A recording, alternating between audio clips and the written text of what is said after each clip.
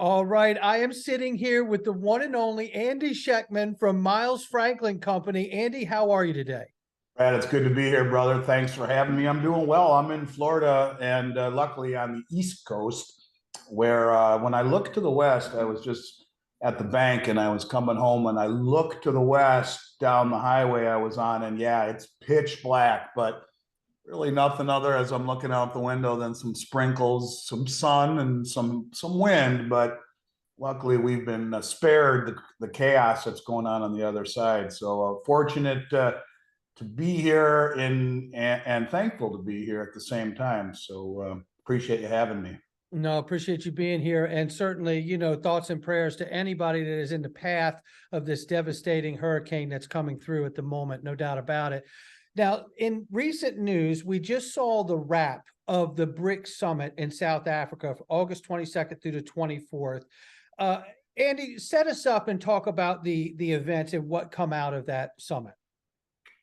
Yeah, first of all, when we talk about the BRICS, Brad, this is something that I have been following and commentating on for almost 4 years, since 2019 anyway, the end of 2019. So it's been a journey. I've done over 1,200 videos on this. I remember in early 2020, my wife says to me, "Man, you're saying the same thing over and over again." I said, "John, but no one is talking about this. Nobody."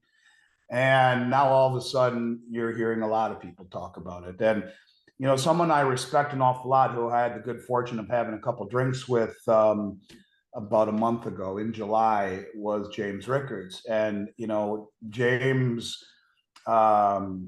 was enlisted, I guess you could say, by the CIA several years ago to help run simulated financial war games. In other words, how do you beat a country, or how do they beat us without firing a missile? Do it financially. And he's written best-selling books, and so he's very tied in. And he did something that I publicly said I didn't have the courage to do. When I speak in terms of BRICS, I always speak in terms of probabilities and in generalities and in macro perspective. I do believe, because gold was reclassified the world's only other tier one reserve asset by the Bank of International Settlements in April of 2019, the same organization who told us that every country needs to have an operational CBDC by 2025, that we will see a gold-backed currency or a commodity-backed currency. We were told that by the Russian finance minister almost 2 years ago. He said it repeatedly. Sergei Lavrov, something to that extent. He's mentioned it over and over and over and over again, and it will happen. James said it would happen August 22nd, and I publicly said, while I would be rooting for that, that's something that I would never do in terms of saying a specific date. I don't believe he's wrong. I think his timing might be off, but the two things that he said, one being that they would issue a commodity-backed currency on August 22nd. That didn't happen, although they did shelve it or table it until next year, where the finance ministers of the respected countries were told to go to the drawing board and come back and present their findings at the next meeting in Russia next year. It'll happen. There's no question in my mind that it will happen. The other thing that he said, which was even more interesting to me, was that the Shanghai Cooperation Organization and the Eurasian Economic Union, all of which their delegates were invited, those that aren't already in BRICS, would join the BRICS. Now, I believe that will happen too. In the majority of the videos that I have done over the last 3.5 years, I have mentioned the Belt Road Initiative, which is the largest infrastructure project in human history. It's 150 countries from around the world, 75% of global population, 50% of global GDP.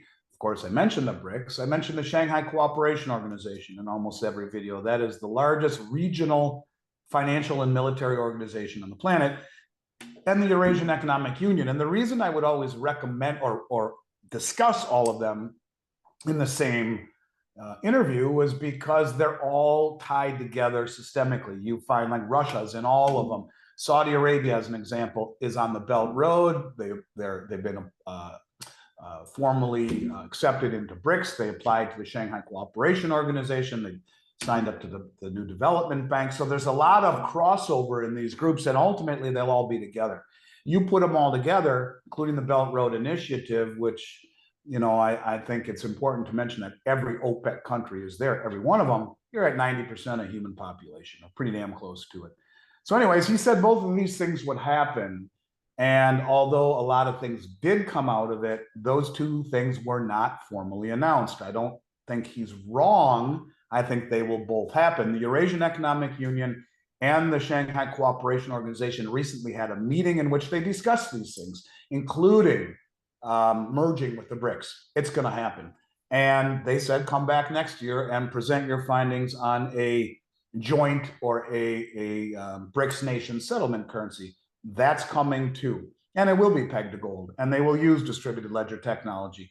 These are highly probable outcomes, just don't know when. And when I talk about not having the courage to do it, I don't think it's appropriate to go out and list a date. When you list a date, you pigeonhole yourself.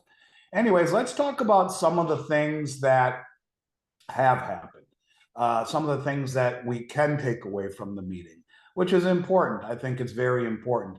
So first and foremost, you have the Chinese government and Xi Jinping came out, and he said that that they must find a way to promote and reform the international monetary and financial system. What does that really mean? I mean, that means a new system, a new settlement system. It's interesting that Kristalina Georgieva, the head of the IMF, got on an airplane today and flew to meet these countries, Indonesia, China. They're going there, she's going there, I think, simply because you have Xi Jinping saying we need to reform the financial system. I found that to be very, very interesting. The BRICS leaders have all agreed at this meeting to promote using local currencies in trade and financial financial transactions, aiming at reducing dependence on the dollar. So the first step would be to use local currencies. And I'm going to show you in a minute how they're doing that. But to use local currencies until a joint settlement currency, which someday could be a joint reserve currency. We can dig into that too if you want. But at first, a settlement currency arises from the BRICS Union. You had Brazil's finance minister at the meeting propose the use of yuan guarantees for its trade with Argentina, who was also just accepted to the BRICS. And, when you look at the fact that you see accepted into this group, Saudi Arabia, the United Arab Emirates, and Iran, you're talking 80% of the oil production of the world right now. And with the world consuming nearly 100 million barrels of oil every single day, and it being a part of more than 6,000 products that impact every part of our lives, you wonder, is oil really the reserve currency? Or certainly is pretty damn close to its significance. And so when you see these countries that control the oil, when you see Saudi Arabia being formally admitted into BRICS, and it is our protection of the Saudi kingdom which gives us the dollar hegemony. A lot of people don't know this, but in 1973 when Henry Kissinger was dispatched to Saudi Arabia, and he struck a deal with the Saudis and said, hey, we'll protect you, but for that protection, you will denominate your oil through OPEC globally in US dollars, and with the proceeds, you'll recycle them into our treasuries. Everyone wins. You'll be protected, you'll make lots of money, you'll industrialize Saudi Arabia, and you will globally create a demand for the dollar, this synthetic demand for the dollar, which has been the case for 50 years. So when you see Saudi Arabia join, and all of the OPEC countries join the Belt Road, the largest infrastructure project in human history, when you see them be admitted to the BRICS, when you see them apply to the Shanghai Cooperation Organization, the largest regional military and financial organization in the world, when you see them join the new development bank, when you see them tell everyone in Davos that they're open to taking other currencies for oil, when you see them sign a joint military cooperation agreement with Russia, and you see our president sign an executive order saying we're going green, will be 50% green in supposedly in 6 years, and we will be 80% green supposedly by 2050. What do they need us for? And so what you are witnessing is the beginning of the end of the petrodollar and the significance of that being very, very strong. But let's talk about a few other things that are happening right now, maybe not at the BRICS meeting, but nonetheless, every bit as relevant. So I'll give you a couple. And just to put an exclamation point on it, the members, the 6 countries that were admitted into the BRICS were Argentina, Ethiopia, Egypt, United Arab Emirates, Iran, and Saudi Arabia. And, you know, when you consider that this represents 80% of oil under the BRICS sphere of influence, it is a big deal. And, you know, this is something that just because things didn't go parabolic at the end of the BRICS meeting doesn't mean anything. Let me show you what I mean.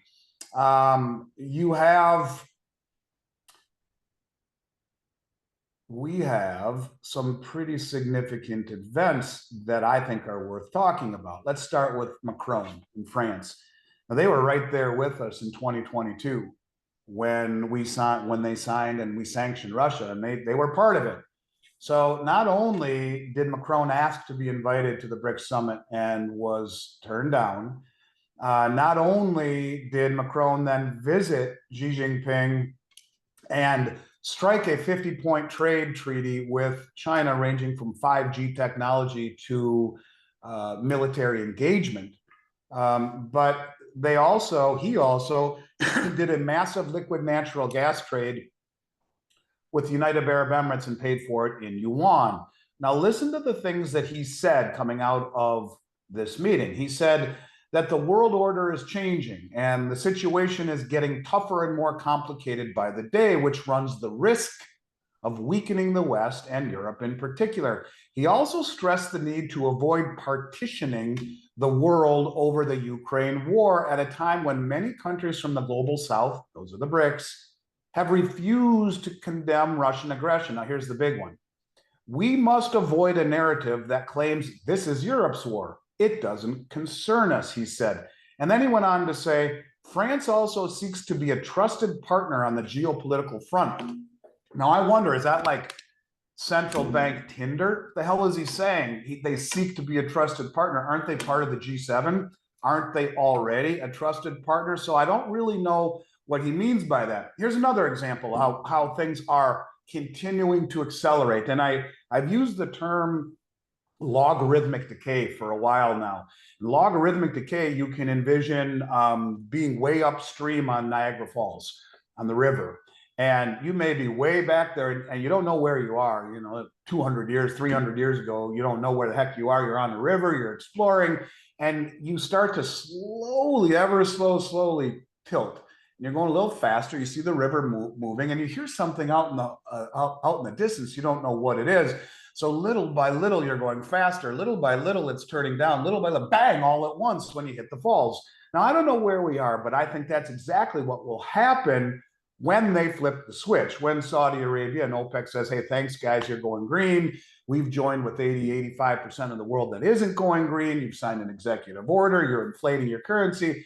We are being protected by 2 of the 3 largest nuclear arsenals in the world and what amounts to a bigger GDP this year than the G7. So we're going to, no disrespect, but we're going to take other currencies for oil. And when that happens, every single country on the planet dumps dollars that they've had to hold for 50 years to buy oil. And the ramifications of that becomes incredibly significant when you see a tsunami of inflation hitting our shores, and the byproduct is interest rates that go parabolic, and the lack of demand or the complete evisceration of demand will have massive effects not only on the trade value of the dollar, but on the settlement, or excuse me, on the reserve status of it as well. So here's another thing that happened that I think kind of underscores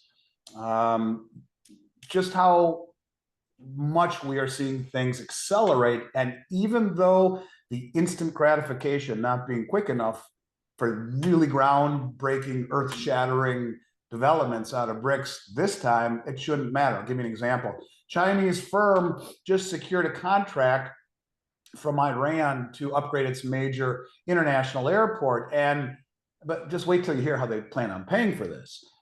They were awarded a $2.7 billion airport project to the Chinese contractor. Iran did. They awarded it. And the company that has been selected to carry out the project was done so after intensive negotiations, they say, with several domestic and international contractors. However, Iran will pay for the project using a barter mechanism that allows swapping crude oil for financial resources, equipment, and technical services. So they're going to, in effect, trade $2.7 billion worth of oil to China for them modernizing their big airport. But look, this is nothing new. China doesn't play the way we do. We play with sanctions and coercion. And China has, with the Belt Road and with this, they're going into countries doing things that are unilaterally beneficial. They go in through the Belt Road to South America and to Africa, and they build oil refineries, bridges, roads, maritime channels, gold and silver mines, and they help industrialize these countries in a mutually beneficial capacity. They've struck peace accords, brokered them between Iran and Saudi Arabia, two countries that have hated each other for I don't know how many, maybe centuries, and now they have embassies being built in each other's countries. They brokered a peace deal between Iran and Iraq, where they have come in and built railways between the two countries. They just brokered the first ever, or took part in the first ever BRICS naval alliance, where you have Iran and Iraq and India and Saudi Arabia and Oman and Qatar. You have all of these countries that were never friends. They're now forming a naval alliance, lining up against their enemy, or shall we say, not their enemy per se, but their enemy's enemy is their friend, against the Western hegemony, against the sanctions of the West. They are coalescing in a way that is mutually benefiting everyone. And this is nothing new for the Chinese, because when we sanctioned Iran and everyone left, including the French and the European and the Japanese companies that helped build the oil fields in Iran, when they left, China came in and took over and has been there ever since, helping build their oil fields. So this is a deal that continues. Turkey, our ally, who has formally applied to BRICS as well, signed a deal Monday with Saudi Arabia, aiming at forging further cooperation in the field of critical metals, energy, and natural resources.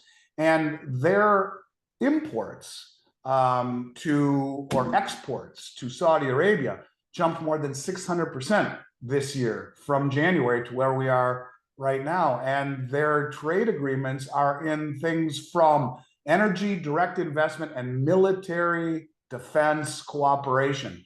So these countries are coalescing. They are building their chessboard. They are building infrastructure.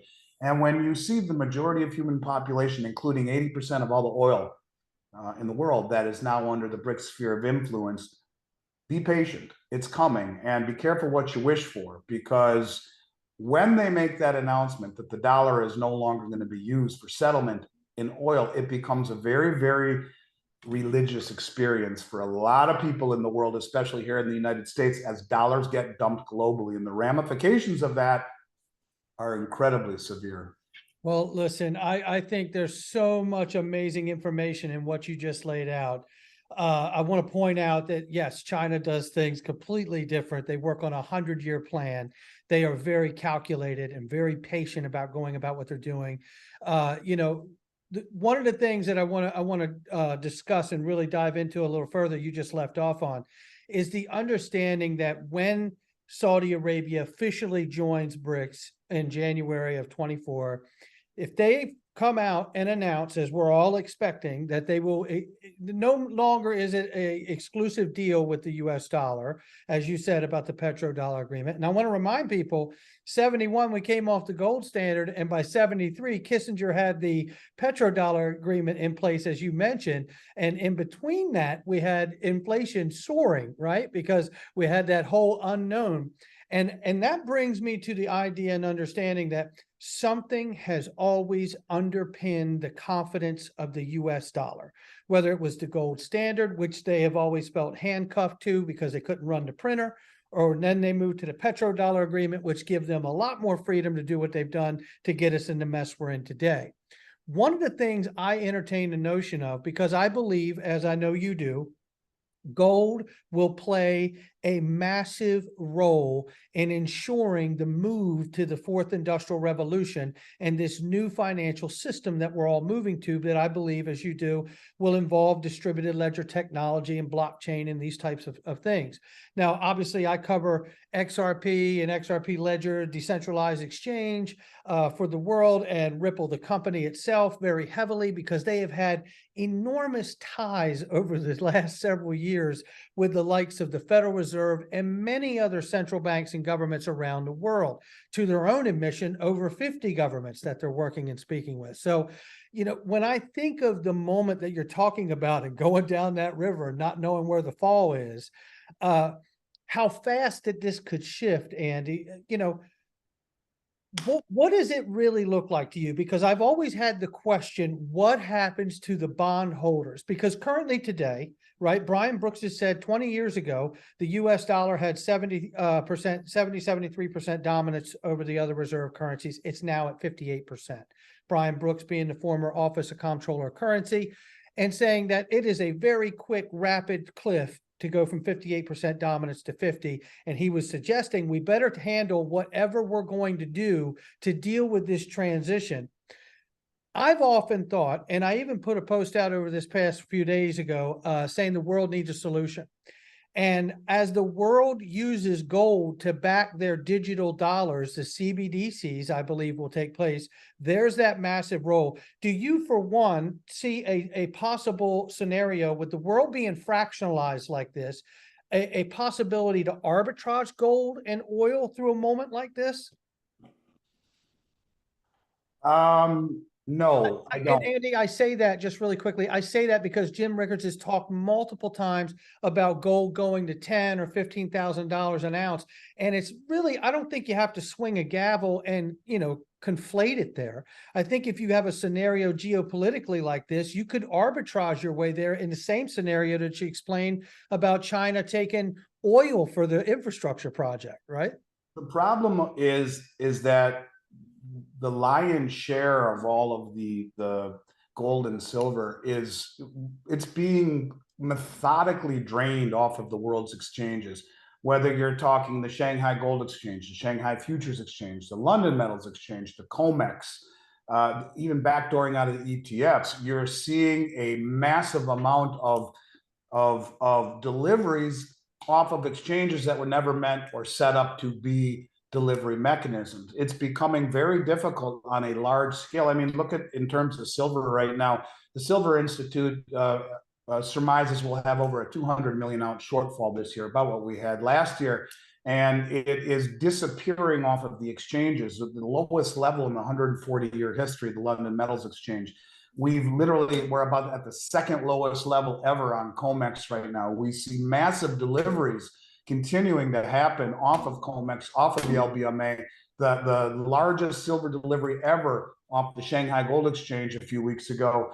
London Metals Exchange lost 90% of their zinc, 75% of their aluminum. People are accumulating, sovereign governments are accumulating the vast majority of this, using the suppression of the Western paper markets to run cover for it. They are front running. And so I think most people will be too late to the party to ever do anything in terms of arbitrage.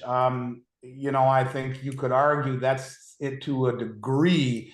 It's more of manipulation, but that's what a lot of the banks are doing. A lot of the institutions are using the suppression of the Western market and accumulating the physical. They short the paper and they buy the physical. So they are accumulating physical, which is inherently worth more than the paper if there's no physical to be delivered. And why else are we seeing the exchanges being completely bled dry? And I do believe that it will be the backing of a new system, 100%. Kristalina Georgieva, the head of the IMF, said a central bank digital currency not backed by something is fiat. They wrote a report at the IMF about 8 months ago titled Gold as an International Reserve, a barbarous relic no more. They're acknowledging it. The BIS reclassified it as the world's only other tier one. The central banks of Germany, of Poland, Hungary, the Czech National Bank, the Dutch National Bank, the Bank of Austria, all of these European banks repatriated their gold from the Bank of England and the New York Fed. They're removing counterparty risk. And there are entities literally bleeding dry in a very methodical way. The exchanges, they're standing for delivery no matter how far the price gets pushed down. And that's one of the things that I don't think the cartel banks really considered, that there would be entities with deep pockets that would stand for delivery, and they don't care how far the price goes down while they're waiting for delivery. They don't care if they get a margin call. They will pay it and they will take possession. And that's really what I think you see happening, is that the rest of the world is using this suppression, this leverage against us. And it's like the ninjutsu move where you use your opponent's leverage against them. So they want to suppress the market. Fine, they say, we'll just stand for delivery and take it at subsidized prices. And when you see the most sophisticated and well-informed bank in the world say it's now tier one next to US dollars, like you said, at the end of World War II, when the dollar became the world reserve, that's when the dollar was nominated or appointed or levied to a tier one status. And also the treasuries, the only tier ones in the world as far as central banks are concerned. So after 75 years of this happening, then now they decide to put gold tier one. Do you think there's any coincidence that we've seen the central banks over 18 months buy more than any time in history? Do you think there's any coincidence that all the banks are repatriating it, or that the exchanges are being bled dry? So yes, I do believe that they will. And President de Gaulle, to your point, at the end when we closed the gold window, we closed it because de Gaulle from France started to drain the gold held at the Treasury. He said, you guys are printing more dollars to fund the war than you are holding gold. So he sent warships to New York Harbor filled with dollars, said, give us back the gold. And we did, but then we closed the gold window before the rest of it could be taken. And so, you're right. He proved that redeemable currencies redeem, or convertible currencies convert.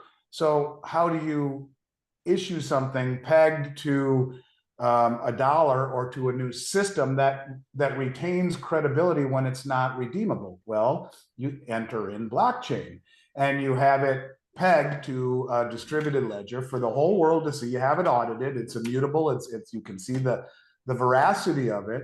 You don't have to make it redeemable if you can show it there and show its immutability and have it independently audited. It gives you the ability to have trustworthiness and credibility. It's not like, no, just trust us. No, it's right there. Go see it.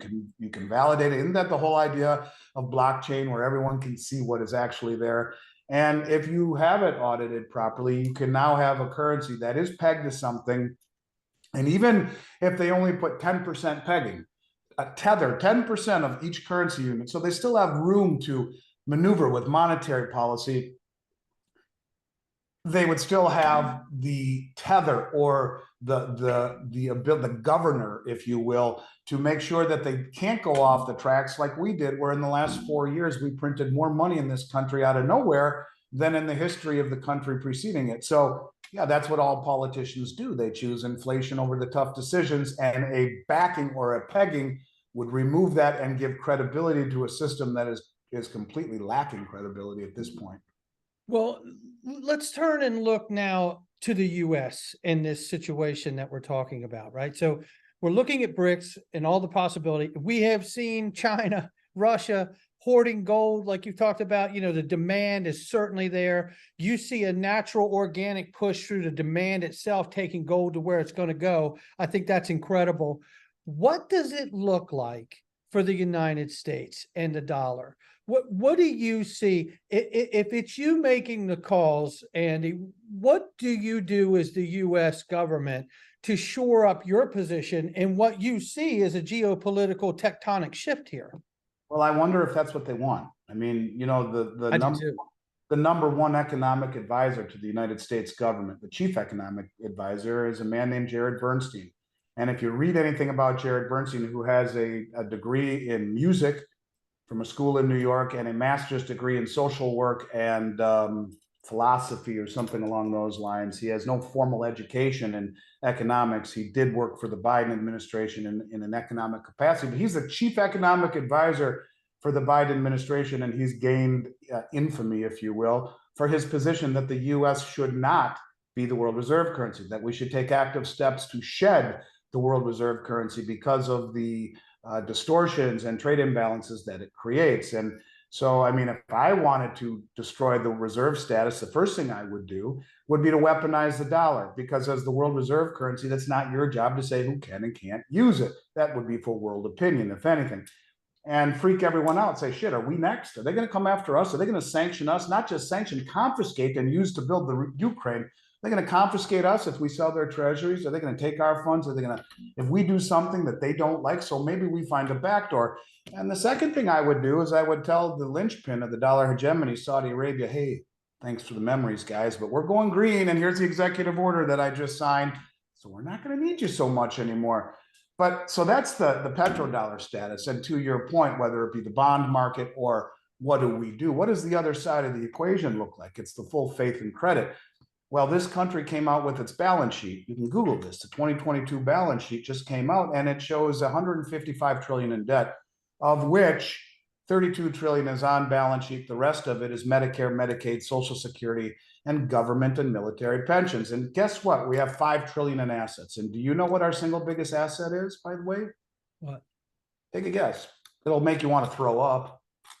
I don't know. I couldn't Student even. debt is our largest asset, according to the U.S. government. Google it. What's the largest asset of the U.S. government? Student debt of over 40% of our assets. Oh boy. And how pathetic is that? We have, you take that out of the equation, we have 3.5 trillion in assets backing 155 trillion in debt. We are a banana republic. We're 125% debt to GDP by all measurements, but at least we do not jail our political opposition. But so think about this, the full faith and credit. Well, the credit side, we're broke. We're insolvent. I mean, we are. Call a spade a spade. And in terms of faith, you know, this is a country where growing up, you're probably about my age. I was born in 1970. You went to elementary school, you said the Pledge of Allegiance. For liberty and justice for all. That last statement is what made people walk from Central America to the Texas border, Mexico. It's what made people tie inner tubes together with string and float across the ocean from Cuba for liberty, for justice, for the equal application of the law. Now, I am not a Republican and I am not a Democrat. I am a libertarian. I think both parties suck, and they both got us into this position. Some I like better than others. I like Trump's policies. I thought he spoke like a buffoon. I think the current administration is an absolute nightmare. And I am a libertarian. So let me just say this to you from a patriotic standpoint. This is apolitical. What I see happening in this country, and believe me, this is not lost on our foes and our allies. They must be saying, what the hell is going on in the United States? A country that used to pride itself on law and order and equal application of law. And I don't care what side of the aisle you fall on, if anyone can really be honest with themselves and say the law is being administered equally between the previous administration and the current. When you talk about this country's fixation with transgenderism and with cancel culture and with censorship and all of these things that are eroding the fabric of this country, creating massive divisiveness in black and white and red and blue and vaccine and no vaccine and rich and poor and you name it, there is no unity anymore. We are defined by who we voted for in the previous election and vilified if you end up on the wrong side of someone's opinion. Where is the faith and credit, or the full faith of this country? Where is the trust, the liberty, all of these things that are being eroded? Is it done by design? My real point with all of this is, do we have what it takes as a nation? Do we have the unification to, we've outsourced our manufacturing. We've changed the way people think it's appropriate to work. And we've created a society that is completely and totally divisive with one another. So I guess my point is that I wonder how much of this was intended. I mean, if you take a look, you blow up the Petro Reserve status, you weaponize the dollar, you inflate the hell out of your currency, and then you create massive division within the United States. You show the world openly that you're weaponizing the legal system and the Justice Department. And you wonder, how much trust do we really have? If our bond market is supposedly the most trusted in the world, how much trust do we really have? And so I say this to you, what do we do? The only thing that I think we could do is what Kristalina Georgieva said. She said gold is not a barbarous relic anymore, more or less. And she said any central bank digital currency that is not pegged to something is fiat. But, you know, you keep hearing me kind of hedging towards, was this intended? Well, ask yourself this. If the lead economic advisor wants to shed the world reserve currency of this country and we weaponize the dollar and push away Saudi Arabia, mission accomplished. If the number 2 economic advisor in this country is Lael Brainerd, and she wants to see a modern monetary theory scenario where the central bank delivers money directly to the public through a central bank digital currency, she is in essence talking about culling of the banks. Do you see what's happening with the banks? There's going to be a lot more problems with the banks, but when the Federal Reserve, which is aiding and abetting the problems with the banks, when they are allowing all of the money markets and the big commercial banks to invest their money in the overnight reverse repo market, which they said they might try and stop months ago, they haven't. What that basically means is you can go to a too big to fail bank, put your money in a money market with daily liquidity and get 5.5%. Or you stay in a regional bank where Janet Yellen has told us will be bailed in. They're going to bail it in. That's what the Dodd-Frank law said. Earning 0.5% in a savings account or 4%, 4.5% in a 1-year CD where you're locked up for a year in a bank that when they fail, and they will, you're going to lose everything over $250,000. They're aiding and abetting. All of these things are happening. And why would they do it? Well, the only thing that makes sense to me is that they need to create an event to roll out a CBDC because we're so indebted, 155 trillion with nothing in the way of assets. 40% of our assets is student debt. Do they want this to happen? Do they want us to try and pull our way out? Because if we did, if we realized the importance of being the steward of the world reserve currency, we would cling to that honor. And we would do whatever we could to make ourselves appear the way that this country has always been on the world stage, trusted and honorable. And instead, it just seems like we're doing everything we possibly can. Now, mind you, my parents were hippies when I grew up. I mean, I come from a family where nothing freaked me out, and I respected everyone, whether or not it was my thing or not. I respected it.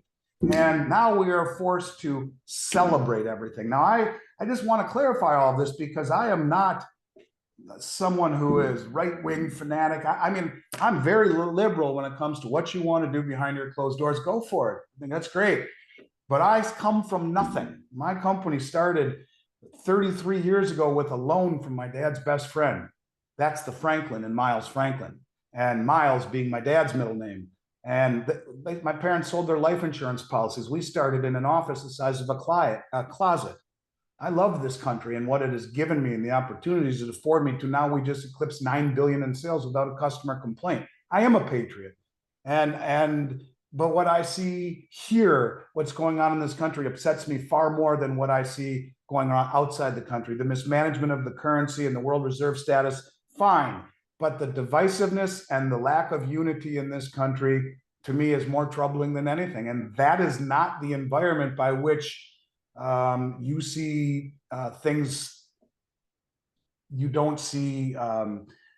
You don't see being able to pull yourself up by the bootstraps if not everyone is pulling in the same direction, I guess is what I'm trying to say. So I don't know how to answer that question other than to say if they issued the IMF in conjunction with all the Western entities, the United States and the members of the G7 issue a gold-backed settlement currency like a special drawing rights, yeah, that would be about the only thing I could see that would help reverse this tailspin. But I think you might be able to argue we've already crossed the Rubicon, and at this point, it's just a matter of it all playing out in a negative fashion, unfortunately.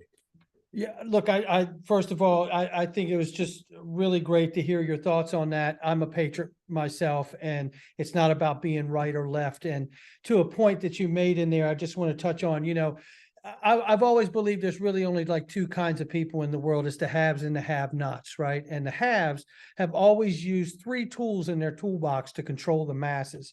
And it's racial warfare, class warfare, and gender warfare. And they'll never need another tool in their toolbox. And they've been able to divide us as the masses for decades upon decades, if not hundreds and hundreds of years at this point.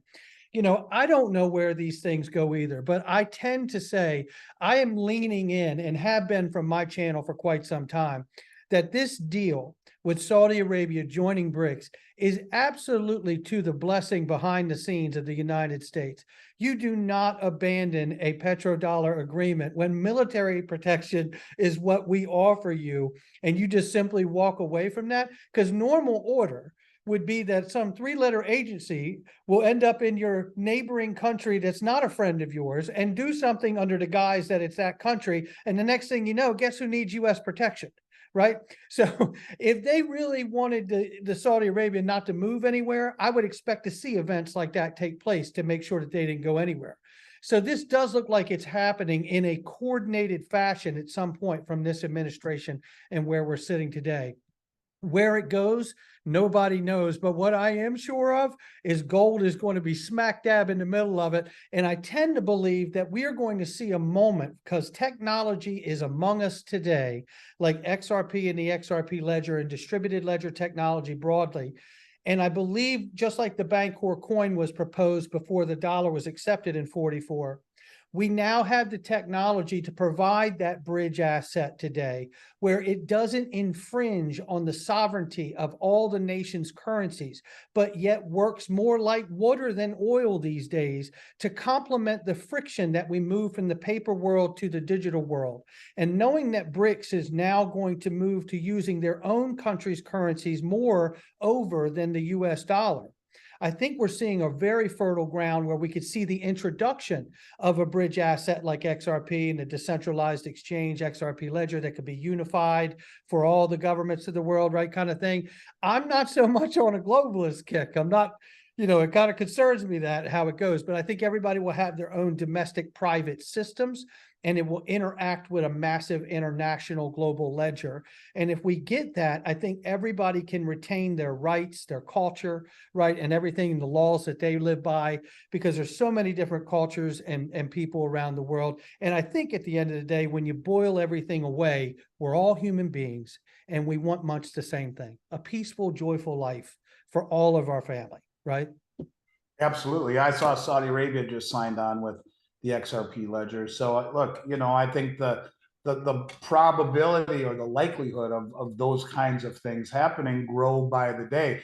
You know, on a central bank scale, that is exactly what they're doing. China and the United Arab Emirates and maybe Singapore developed something called Project M Bridge, as in money, which is exactly that. It's a cross-border ledger system, or bridge, if you will, to each other's central bank digital currency, sidestepping the SWIFT system.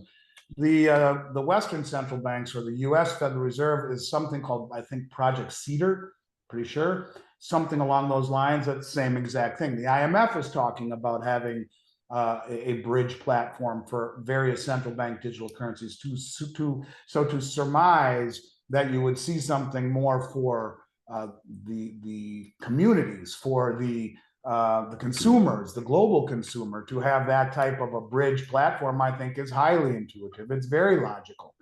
Wouldn't surprise me at all. But the one thing I will tell you is that we are going away from a society that uses cash and traditional forms of settlement into one that embraces this type of digital settlement. You know, the Fed just came out with their Fed Now 2 weeks ago. Not a lot of people know about it because it's kind of, they're doing it slowly, but that is like the Fed's version, or the Federal Reserve's version of Venmo and Zelle, instant settlement. That is the foray into the central bank digital currency. So yeah, and I do believe gold will be part of what comes next, absolutely. And to use the immutability and veracity of a ledger system and the ability to transact cross-border, or you know, whatever, cross-platform, that all makes great sense to me, 100%. And I think these are the kinds of things that you will see with greater frequency and greater significance start to take hold over the next, I don't know, next year, next 2 years. I mean, by 2025, the BIS said everyone has to have a central bank digital currency. If you take The countries around the world, all of them that make up 95% of the gross domestic product of the world, every one of them has an operational CBDC already pretty much, it is being beta tested or in development. So yeah, these things are coming. There's no question about it. Absolutely. Andy, I appreciate you taking the time to be with us here today. You got a final thought you want to leave everybody with?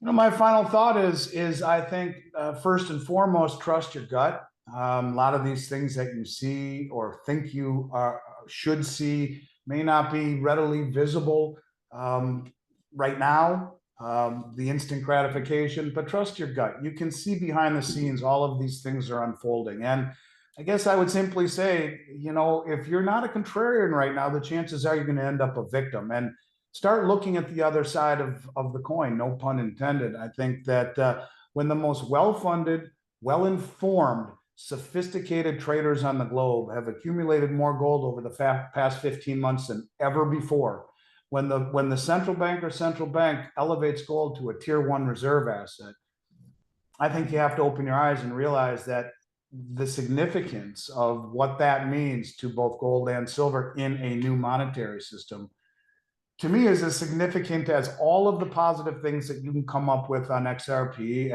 and Ripple. I mean, they all make sense, and you can support it with good logic. And when you see big governments, what do you say, 50 governments and central banks are using this ledger or using that technology, there's something behind it. It's not even the money as much as it is the playbook. And at that level, they know where we're going. And they're not always going to be open about it. But if you look, you don't have to be particularly astute to see the crumbs they're dropping at your feet. So yeah, I think that there'll be a lot to talk about over the next several months. And I'd love to come back on and pick up where we left off and see the change that is happening so rapidly right in front of us.